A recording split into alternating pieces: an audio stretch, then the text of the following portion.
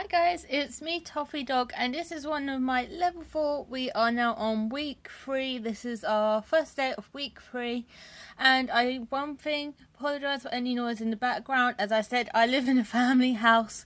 You don't get any space to do this quietly.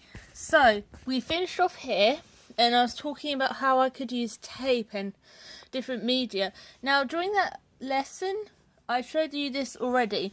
But my concept is, because I'm looking at positivity, I wanted to see what automated drawings I made when in a positive mood. So I have trimmed this down so it can fit in. And I will be analysing bits like this as I do in the following pages. Now, I wanted to continue this trend and I want to try and capture the different imagery for each emotion or action I'm doing. So I did some research into automatism. I can't even speak. So it was a technique. We can't speak today.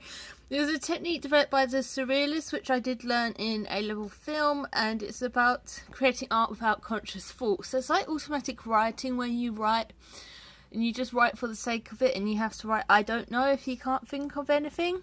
So I did look at a couple of the key people in Surrealist art. So I've got Breton, who basically does similar things to this.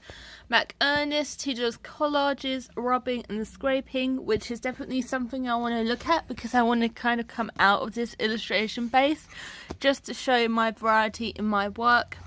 Painting John Miro. I'm a little bit apprehensive on painting with paints using paints, because a lot of my subconscious drawings are sort of creature based. So they're not line and colour based, they're more things you might recognise. So we'll see how that goes. If I do that, I'll have to work on a large scale just so I can have the freedom to use the brush and not be condensed down. So at that moment in time, I timestamp. I'll put this timestamp there. I was sad. I had barely any sleep, so I wasn't in a good mood. I had a really bad headache. So what I did was I took an A4 piece of paper, because as you saw last time, I started a big piece on A3 paper, and I felt I didn't want to spend too long on my drawings. I kind of just wanted to get them. So I started off here with scissors, which I could understand because literally right next to me was a pair of scissors. So my mind probably was thinking about that. And it just goes on. Go let you look at it. You can screenshot this if you want, because it is quite a complex one. There's a lot going on in this image. So I love symbolism, so I started looking at what they all symbolise. These are worms. These are my interpretation of worms, these kind of creatures I used to create for my own world. A caterpillar there. I've noticed recently I'm drawing a lot of water-based things and lots of ponds in my automatic drawings, so I'm going to have a look at that, which is ironic because I was looking at water, so maybe my mind is still subconsciously thinking of it. I tried to look at hybrid symbolism. That was a really difficult one to find, so I definitely want to look in the library for surrealist books and symbolism books. I used the dream journal for my previous projects, and that was so good in terms of finding out definitions of dream theories, and I pretty much used that whole book for the whole project. So I've circled words that have been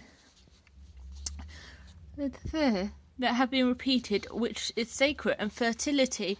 So I took all the key words and I worked on this giant sheet of A3 paper. This is just a photocopy.